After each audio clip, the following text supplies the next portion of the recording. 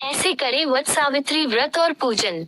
सुहागन स्त्रियां वट सावित्री व्रत के दिन 16 श्रृंगार करके सिंदूर, रोली, फूल, अक्षत, चना, फल और मिठाई से सावित्री, सत्यवान और यमराज की पूजा करें।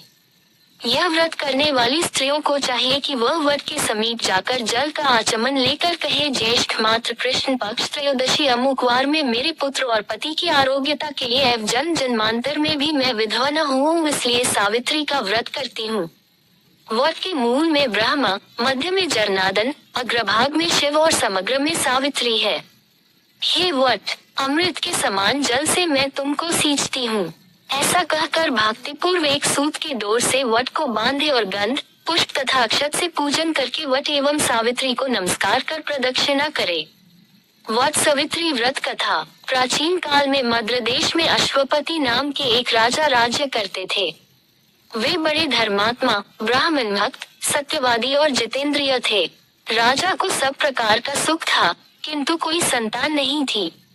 इसलिए उन्होंने संतान प्राप्ति की कामना से 18 वर्षों तक पत्नी सहित सावित्री देवी का विधि पूर्वक व्रत तथा पूजन कठोर तपस्या की। सर्वगुण देवी सावित्री ने प्रसन्न होकर पुत्री के रूप में अश्वपति के घर जन्म लेने का वर दिया। यथासमय राजा की बड़ी रानी के गर्भ से एक परम तेजस्विनी सुंदर कन्या ने जन्म लिया। राजा ने उस कन्या का नाम सावित्री रखा। राजकन्या शुक्ल पक्ष के चंद्रमा की भांति दिनों दिन बढ़ने लगी। धीरे धीरे उसने युवावस्था में प्रवेश किया। उसके रूप लावण्य को जो भी देखता उस पर मोहित हो जाता। कन्या के युवा होने पर अश्वपति ने सावित्री के विवाह का विचार किया। राजा के विशेष प्रयास करने पर भी सावित्री के योग्य कोई वर नहीं मिला। उन्होंने एक दिन सावित्री से कहा, बेटी, अब तुम विवाह के योग्य हो गई हो, इसलिए स्वयं अपने योग्य वर की खोज करो। पिता की आज्ञा स्वीकार कर सावित्री योग्य मंत्रियों के साथ स्वर्ण रथ पर बैठकर यात्रा के लिए निकली। कुछ दिनों तक ब्रह्मर्षियों और राजर्षियों के तपोवनों और तीर्थों में भ्रमण करने के बाद वह राजमहल में लौट आई। उसने पिता के साथ देवर्षि नारद को बैठे देखकर उन दोनों के चरणों में श्रद्धा से प्रणाम किया। महाराज अश्वपति ने सावित्री से उसी यात्रा का समाचार पूछा। सावित्री ने कहा, पिताजी, तपोवन में अपने माता पिता के साथ निवास कर रहे द्युमत्सेन के पुत्र सत्यवान सर्वथा मेरे योग्य हैं। अतः सत्यवान की कीर्ति सुनकर उन्हें मैंने पति रूप में वरण कर लिया है। नारद जी सत्यवान तथा सावित्री के ग्रहों की गणना कर राजा अश्वति से बोले, राजन, सावित्री ने बहुत बड़ी भूल कर दी है। सत्यवान के पिता शत्रुओं के द्वारा राज्य से वंचित कर दिए गए हैं। वे वन में तपस्वी जीवन व्यतीत कर रहे हैं और अंधे हो चुके हैं। सबसे बड़ी कमी यह है कि सत्यवान की आयु अब केवल 1 वर्ष ही शेष है और सावित्री के 12 वर्ष की आयु होने पर सत्यवान की मृत्यु हो जाएगी। नारद जी की बात सुनकर राजा अश्वपति व्यग्र हो गए। उन्होंने सावित्री से कहा, बेटी, अब तुम फिर से यात्रा करो और किसी दूसरे योग्य वर का वरण करो। सावित्री सती थी। उसने दृढ़ता से कहा, पिताजी, आर्य कन्या होने के नाते जब मैं सत्यवान का वरण कर चुकी हूँ तो अब सत्यवान चाहे अल्पायु हो या दीर्घायु, अब तो वही मेरे पति बनेंगे। जब मैंने एक बार उन्हें अपना पति स्वीकार कर लिया, फिर मैं दूसरे पुरुष का वरण कैसे कर सकती हूँ। सावित्री का निश्चय दृढ़ जानकर महाराज अश्वपति ने उसका विवाह सत्यवान से कर दिया। सावित्री ने नारद जी से सत्यवान की मृत्यु का समय ज्ञात कर लिया तथा अपने श्वशुर परिवार के साथ जंगल में रहने लगी। धीरे धीरे वह समय भी आ पहुंचा जिसमें सत्यवान की मृत्यु निश्चित थी। सावित्री ने नारद जी द्वारा बताया हुए दिन से 3 दिन पूर्व से ही निराहार व्रत रखना शुरू कर दिया था। नारद द्वारा निश्चित तिथि को पति एवं सास ससुर की आज्ञा से सावित्री भी उस दिन पति के साथ जंगल में फल मूल और लकड़ी लेने के लिए गई। सत्यवान वन में पहुंचकर लकड़ी काटने के लिए बड़ के पेड़ पर चढ़ा। अचानक वृक्ष से लकड़ी काटते समय सत्यवान के सिर में भान्य कर पीड़ा होने लगी और वह पेड़ से नीचे उतरा। सावित्री ने उसे बड़ के पेड़ के नीचे लिटाकर उसका सिर अपनी गोद में रख लिया। कहीं कहीं ऐसा भी उल्लेख मिलता है कि वट वृक्ष के नीचे लेटे हुए सत्यवान को सर्प ने डस लिया था।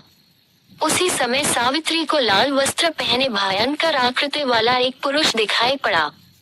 वे साक्षात यमराज थे। यमराज ने ब्रह्मा के विधान की रूपरेखा सावित्री के सामने स्पष्ट की और सावित्री से कहा, तू पतिव्रता है, तेरे पति की आयु समाप्त हो गई है, मैं इसे लेने आया हूँ। इतना कहकर देखते ही देखते यमराज ने सत्यवान के शरीर से सूक्ष्म जीवन को निकाला और सत्यवान के प्राणों को लेकर वे दक्षिण दिशा की ओर चल दिए।